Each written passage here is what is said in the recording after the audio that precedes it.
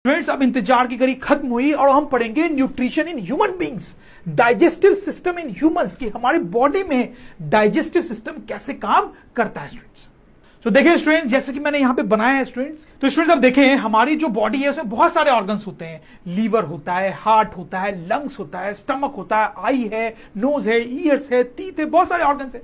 लेकिन क्या लगता है आपको, सारे ऑर्गन्स जो है क्या वो डाइजेस्टिव सिस्टम में पार्टिसिपेट करते हैं? नहीं स्टूडेंट्स, कुछ ऑर्गन्स करते हैं और कुछ नहीं करते हैं। जैसे आई है, उसका डाइजेस्टिव सिस्टम से कोई लेना देना नहीं है स्टूडेंट्स, राइट। तो सबसे पहले हम यहां पे क्या करेंगे, वैसे ऑर्गन्स को थोड़ा देखेंगे जिनका डाइजेस्टिव सिस्टम में बहुत इंपॉर्टेंट रोल है स्टूडेंट्स। तो लेट्स सी दैट। सबसे पहला जो ऑर्गन है वो है माउथ स्टूडेंट्स। ऑब्वियसली फूड को सबसे पहले हम माउथ में डालते हैं, तो that is the first organ that contributes to digestive system. उसको स्टूडेंट्स बकल कैविटी भी बोलते हैं। फिर आप देख सकते हो कि माउथ से एक पाइप लाइक स्ट्रक्चर नीचे की तरफ जाता है स्टूडेंट्स, उसको फूड पाइप या ओएसोफेगस बोलते हैं। You have to focus on the spelling students, वहां पे बहुत गलती होती है, राइट। फिर आप देख सकते हो कि इस पाइप से एक दूसरा ऑर्गन अटैच्ड है, and this is a very important organ. इसके बारे में तो आपने बहुत सुना है, दिस इज स्टमक, और ये जे शेप का होता है स्टूडेंट्स, ठीक। फिर ये जो स्टमक है वो इस कॉइल टाइप स्ट्रक्चर से कनेक्टेड होता है, जो आपको यहां पे दिख रहा है, उसका नाम होता है स्टूडेंट्स स्मॉल इंटेस्टाइन। फिर ये जो स्मॉल इंटेस्टाइन है वो इस बड़े से स्ट्रक्चर से कनेक्टेड होता है, जिसको बोलते हैं लार्ज इंटेस्टाइन। फिर स्टूडेंट्स वो जो है वो इस स्ट्रक्चर से कनेक्टेड है यहां पे, जिसको रेक्टम बोलते हैं स्टूडेंट्स। और फिर फाइनली यहां पे ये स्ट्रक्चर है जिसको एनस बोलते हैं। अब स्टूडेंट्स, जब हम टॉयलेट में जाते हैं तो वेस्ट मटेरियल अपने बॉडी से बाहर निकालते हैं, तो ये एनस वही पार्ट है जहां से वेस्ट मटेरियल हमारी बॉडी से बाहर आता है, राइट स्टूडेंट्स। तो देखो स्टूडेंट्स, जब आप फूड खाते हो तो आप माउथ में डालते हो, फिर वो ओएसोफेगस से होते हुए से नीचे आता है, फिर वो स्टमक में जाता है, फिर स्टूडेंट्स वो स्मॉल इंटेस्टाइन में घुसता है, ठीक है, फिर उसमें से वो लार्ज इंटेस्टाइन में जाता है स्टूडेंट्स, ठीक। फिर आप देखो इस तरह से मूव करता है। तो स्टूडेंट्स, जब हम फूड खाते हैं तो उसका कुछ इस तरीके से पाथ होता है, वो इन ऑर्गन से गुजरता है। तो स्टूडेंट्स, ये जो पूरा का पूरा पाथ है जो मैंने आपको बताया यहां पे, उसको बोलते हैं गट या एलिमेंट्री कैनाल, ठीक है। तो गट बोलने का मतलब है या एलिमेंट्री कैनाल बोलने का मतलब है कि ये जो फूड का जो पूरा पाथ है उसकी बात हम कर रहे हैं। उसमें ये सारे इंपॉर्टेंट ऑर्गन्स आ गए डाइजेस्टिव सिस्टम के, और ये सारे ऑर्गन्स आपको बहुत अच्छे से याद होने चाहिए। तो स्टूडेंट्स, इन ऑर्गन्स रिलेटेड हम कुछ छोटी छोटी बातें और देखेंगे जो बड़ी इंटरेस्टिंग होगी स्टूडेंट्स। तो देखो मैं आपको बताता हूं, ये जो फूड पाइप है इससे फूड नीचे जाता है, ठीक है स्टूडेंट्स। यहां पर एक और पाइप होती है जिसका नाम होता है विंड पाइप। तो देखो क्या होता है कि माउथ से सिर्फ फूड ही अंदर नहीं लेते हैं स्टूडेंट्स, माउथ से एयर भी अंदर जाती है। ऐसे तो आप सोच रहे हो कि एयर मेनली नोज से अंदर जाती है, वो ठीक है, लेकिन कुछ एयर माउथ से भी अंदर जाती है। दैट इज रेस्पिरेटरी सिस्टम, वो सांस लेने का पार्ट है, जो कि हम बाद में बहुत डिटेल में पढ़ेंगे, लेकिन थोड़ा सा मैं आपको बताना चाहता हूं, ठीक है। तो माउथ से फूड और एयर दोनों अंदर जाता है। तो फूड को जाने के लिए ओएसोफेगस या फूड पाइप होती है, और एयर के अंदर जाने के लिए विंड पाइप होती है स्टूडेंट्स, ठीक है। तो अलग अलग पाइप होती है, और इसमें ये ध्यान में देने वाली बात है कि जो विंड पाइप होती है वो पहले होती है, और फूड पाइप जो है पीछे होती है। कहने का मतलब स्टूडेंट्स कि आप मुझे यहां फ्रंट से देख रहे हो, तो मेरे गले से नीचे फूड पाइप और विंड पाइप दोनों जा रही है, ठीक है। लेकिन फ्रंट में कौन सी पाइप है, स्टूडेंट्स? फ्रंट में विंड पाइप है, और फूड पाइप जो है उसके पीछे है, पीछे में। I hope you understand this. तो हम लिख सकते हैं स्टूडेंट्स यहां पे food pipe is behind wind pipe, ठीक है। This is important point. यहां पर एक और इंपॉर्टेंट पॉइंट है स्टूडेंट्स, जिसमें कई बार आपको कंफ्यूजन आ सकता है, इसलिए मैं आपको खुद ही बता देता हूं। देखो यहां पे अगर मैं इसको जूम करूं स्टूडेंट्स, ठीक है, माउथ को, तो देखो जो फूड हम अंदर लेते हैं उसको फूड पाइप से जो पीछे है उससे ही नीचे आना है। तो there has to be mechanism कि वो विंड पाइप में ना चल जाए, राइट। फूड को फूड पाइप पे जाना है, विंड पाइप में नहीं जाना है। तो ऐसा कैसे होगा स्टूडेंट्स? तो देखो यहां पर क्या होता है स्टूडेंट्स, आप देखो ये फ्लैप टाइप स्ट्रक्चर होता है विंड पाइप के ऊपर, उसको बोलते हैं इपिग्लॉटिस। क्या बोलते हैं? इपिग्लॉटिस, ठीक है। वो इंश्योर करता है कि फूड जो है विंड पाइप में ना जा सके, फूड पाइप में ही जाए। आप देखो इस एनिमेशन को देखो, आपको क्लियर हो जाएगा क्या होता है। सो आपने देखा है स्टूडेंट्स कैसे वो इपिग्लॉटिस जो है फूड को फूड पाइप में जाने के लिए मजबूर करता है, और wind pipe sort of close हो जाती है ताकि फूड उसमें न जा पाए स्टूडेंट्स, ठीक है। तो just a small point which you should keep in mind. Fine students, अब हम बात करते हैं स्मॉल इंटेस्टाइन की। ये बड़ा इंटरेस्टिंग ऑर्गन होता है स्टूडेंट्स। आप देखो ये कितना कंजेस्टेड है। क्यों इतना कंजेस्टेड है स्टूडेंट्स? ये इसलिए इतना कंजेस्टेड है क्योंकि पेट में, हमारे एब्डोमेन में जगह तो बहुत कम है स्टूडेंट्स, लेकिन ये बहुत लंबा होता है स्टूडेंट्स। कितना लंबा होता है students? It is around 6 metres long, लगभग 6 मीटर लॉन्ग होता है, उससे ज्यादा भी हो सकता है। तो स्टूडेंट्स आपको शायद समझ में नहीं आ रहा होगा कि 6 मीटर बहुत लंबी डिस्टेंस होती है। This is around the height of a 2 floor building. तो आप सोचो कितना लंबा होता है। तो आप सोच रहे होंगे स्टूडेंट्स कि ये हमारे बॉडी में फिट कैसे जाता है। ये ज्यादा मोटा नहीं होता है, थिन होता है और बहुत क्वाइल्ड होता है, तो फिट आ जाता है और इसीलिए इतना कंजेस्टेड भी है स्टूडेंट्स, राइट। अच्छा, अब अगर हम ये जो लार्ज इंटेस्टाइन है इसके अराउंड उसकी बात करें स्टूडेंट्स, तो वो थोड़ा छोटा होता है। वो लगभग 1.5 मीटर के हाइट का होता है, तो वो आप देखिए थोड़ा छोटा होता है, ठीक है। अच्छा, अब स्टूडेंट्स आपको यहां पे हो सकता है एक और डाउट आए कि ये जो है ये इतना लंबा है लेकिन इसको स्मॉल इंटेस्टाइन बोल रहे हैं, और ये जो है ये ऑर्गन ये छोटा है उसको लार्ज इंटेस्टाइन बोल रहे हैं। तो उल्टा हो रहा है ना देखा जाए तो देखो स्टूडेंट्स शायद आप समझ रहे होंगे, इसको स्मॉल इंटेस्टाइन बोला जाता है क्योंकि इसकी जो विड्थ है वो कम है, और इसको लार्ज इंटेस्टाइन बोला जाता है क्योंकि इसकी विड्थ ज्यादा है। तो जो नाम है वो विड्थ को ध्यान में रख के दिया गया है, ना कि लेंथ को ध्यान में रख के। Small intestine is small because it is thin, large intestine is called large because it is wide. समझ रहे हो मेरी बात को। एक और इंटरेस्टिंग बात मैं आपको यहां पे बताता हूं स्टूडेंट्स। तो हमने देखा कि फूड यहां से आता है, फिर वो ट्रैवल करते करते करते फाइनली यहां से निकलता है। तो स्टूडेंट जब फूड यहां से निकलता है तो उसने पता है आपको टोटल यहां से कितना डिस्टेंस ट्रैवल कर लिया है। तो ये जो गट है, ये जो पूरा एलिमेंट्री कनाल है स्टूडेंट्स, उसकी लेंथ कितनी हो गई 9 मीटर्स। तो इसमें आप सोच सकते हैं कि इसमें जो स्मॉल इंटेस्टाइन था उसकी लेंथ लगभग 6 मीटर थी, जो लार्ज इंटेस्टाइन था उसकी लेंथ लगभग 1.5 मीटर थी। तो वही मिलकर लगभग कितना हो गया 7.5। तो बाकी चीजें भी तो है, ये ओएसोफेगस है, माउथ है, रेक्टम है, एनस है, इन सबको सबको हम ऐड करेंगे स्टूडेंट्स, तो जो गट है या एलिमेंट्री कैनाल है ये पूरा, उसमें जो टोटल डिस्टेंस आ जाती है that is 9 metres, right students. तो ये बड़ा लंबा डिस्टेंस है स्टूडेंट्स, और फूड देखो आप कितना लंबा डिस्टेंस ट्रैवल करता है हमारे बॉडी में, mainly because of this large length of small intestine.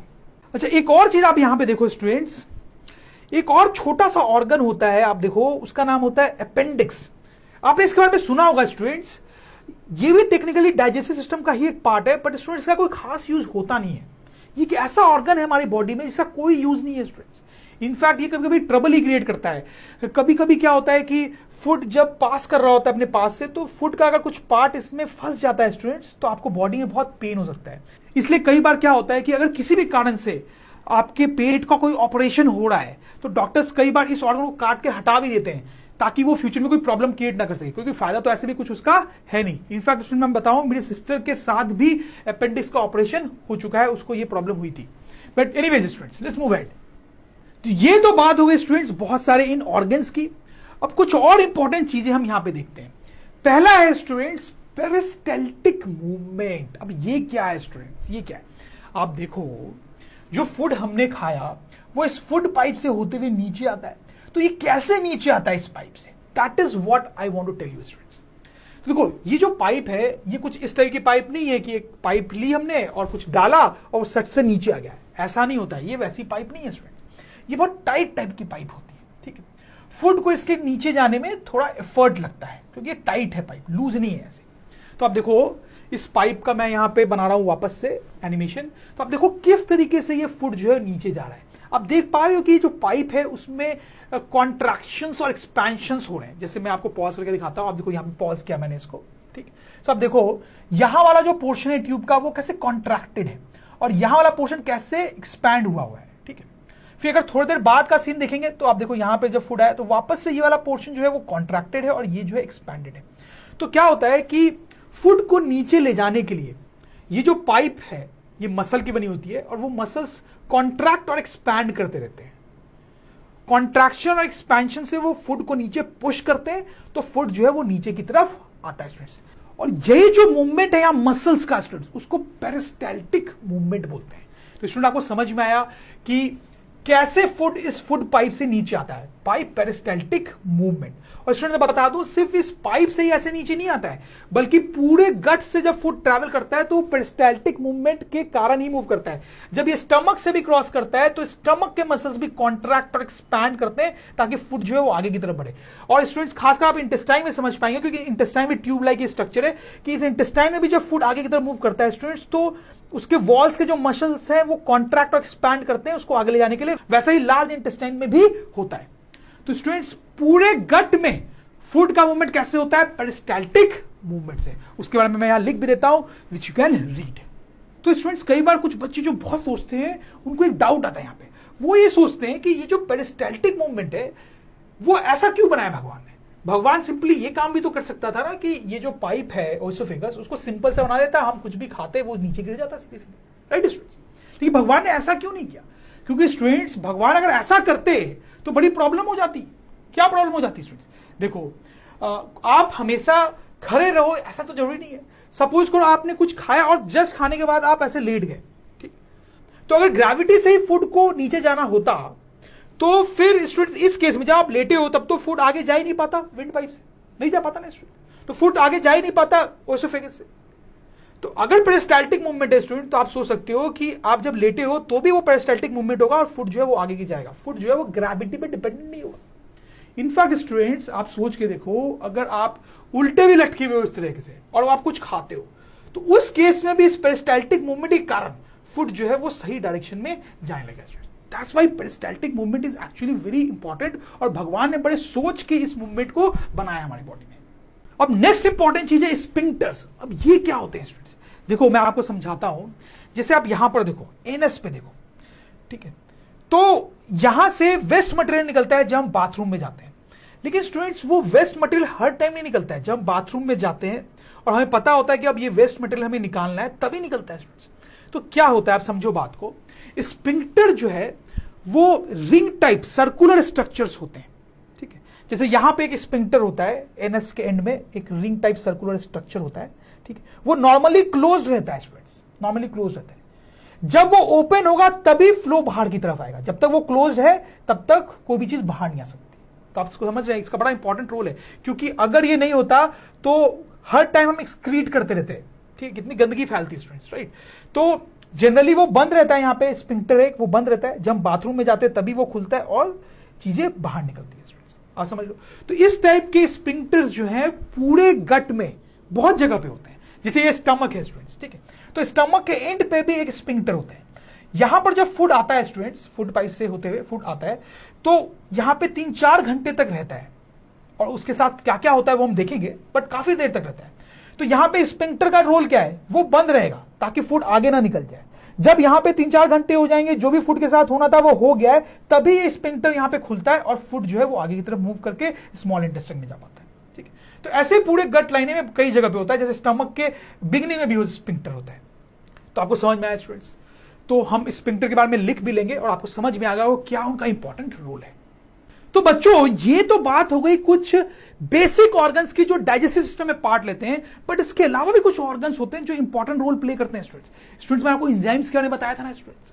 तो हमारे बॉडी में कई सारे ग्लैंड्स होते हैं जो एंजाइम्स सिक्रीट करते हैं, तो वही हम पढ़ेंगे, ग्लैंड्स ऑफ डाइजेस्टिव सिस्टम। तो स्टूडेंट जो सबसे पहला ग्लैंड होता है जिसके बारे में आपको बताने वाला हूं उसका नाम है सैलिवरी ग्लैंड। सैलिवरी ग्लैंड्स कहां होते हैं स्टूडेंट्स? ये तो स्टूडेंट्स देखो, ये जो माउथ वाला पोर्शन है इसको जूम करते हैं स्टूडेंट्स, राइट। अब देखो यहां पर जो 3 नए स्ट्रक्चर आए ना स्टूडेंट्स, वो सैलिवरी ग्लैंड्स हैं। तो पहले तो आप समझ लें कि सैलिवरी ग्लैंड्स जो है वो कोई एक ग्लैंड नहीं है, that is group of glands which are present in your mouth. दिख रहा है आपको स्टूडेंट्स? जैसे आप देखो ये जो ग्लैंड है वो यहां है, यहां है, यहां है, यहां, ठीक है, आपको समझ में आ रहा होगा, ठीक है, यहां पर है। एक ग्लैंड आपको माउथ के पीछे भी दिख रहा होगा, मुंह की जो कैविटी है उसके पीछे। अच्छा, अब ये जो सैलिवरी ग्लैंड्स है ये क्या करते हैं स्टूडेंट्स? ये सैलिवा सिक्रीट करते हैं, सिक्रीट सैलिवा। सैलिवा क्या होता है स्टूडेंट्स? ये आपको पता है, आपको अपने माउथ में वाटर जैसा एक सब्सटेंस फील होता होगा। तो मुझे अभी भी फील हो रहा है, देखो मैं फील कर रहा हूं, आप भी फील कर सकते हो। तो वो जो सैलिवा है वो ये सैलिवरी ग्लैंड्स द्वारा सिक्रीट होता है। और इस सैलिवा में एक बड़ा इंपॉर्टेंट एंजाइम होता है। कौन सा इंपॉर्टेंट एंजाइम होता है? उसका नाम है सैलिवरी एमाइलेज। ये नाम आपको याद होना चाहिए स्टूडेंट्स। अब ये जो सैलिवरी एमाइलेज है ये क्या काम करता है एग्जैक्टली वो हम थोड़े बाद में देखेंगे। और स्टूडेंट्स देखते हैं दूसरा इंपॉर्टेंट ग्लैंड। तो दूसरा इंपॉर्टेंट ग्लैंड जो है वो बड़ा इंपॉर्टेंट स्टूडेंट्स का नाम आपने सुना ही होगा, लीवर। तो लीवर एज सच बॉडी का एक बड़ा इंपॉर्टेंट ऑर्गन होता है। आप देखो यहां पर होता है, स्टमक के बगल में होता है, काफी बड़े साइज का होता है स्टूडेंट्स। तो ये जो लीवर है ये एक जूसी सब्सटेंस सिक्रीट करता है जिसका नाम होता है बाइल। तो सिक्रीट्स ग्रीनिश येलो बाइल। तो ये जूसी सब्सटेंस सीक्रेट करता है जो ग्रीनिश येलो कलर का है और उसका नाम क्या है स्टूडेंट्स? बाइल। अब यहां पे इंपॉर्टेंट चीज ये है स्टूडेंट्स कि एक और ऑर्गन है यहां पे जो हम देखेंगे। अब देखो ये वाला ऑर्गन, इसको गैल ब्लैडर बोलते हैं। क्या बोलते हैं स्टूडेंट्स? गैल ब्लैडर। तो लीवर जो बाइल सीक्रेट करता है वो टेम्परेली कुछ देर के लिए इस गैल ब्लैडर में स्टोर रहता है और जब उसकी जरूरत होती है तो आप देखो एक पतली सी डक्ट टाइप चीज आपको दिख रही है, उसको बोलते हैं बाइल डक्ट। तो लीवर का जो बाइल है जो लीवर ने सीक्रेट किया वो गैल ब्लैडर में स्टोर रहेगा, जब उसकी जरूरत है तो वो बाइल डक्ट से होता हुआ स्मॉल इंटेस्टाइन में चला जाता है स्टूडेंट्स। समझ में आ रही है बात? और ये भी ध्यान रखना है कि ये बाइल कहां जाता है स्टूडेंट्स? स्मॉल इंटेस्टाइन में। कुछ बच्चे कंफ्यूज हो जाते हैं, उनको लगता है कि स्टमक के बगल में है तो इसका जो सिक्रेशन है वो स्टमक में आता हुआ है, ऐसा नहीं है। Right students? देखो मैं इसको लिख भी देता हूं यहां पे। तो ये आपको लीवर समझ में आ गया स्टूडेंट। राइट, अब बात करते हैं स्टूडेंट्स तीसरे इंपॉर्टेंट ग्लैंड की, जिसका नाम है स्टूडेंट्स पैंक्रियाज।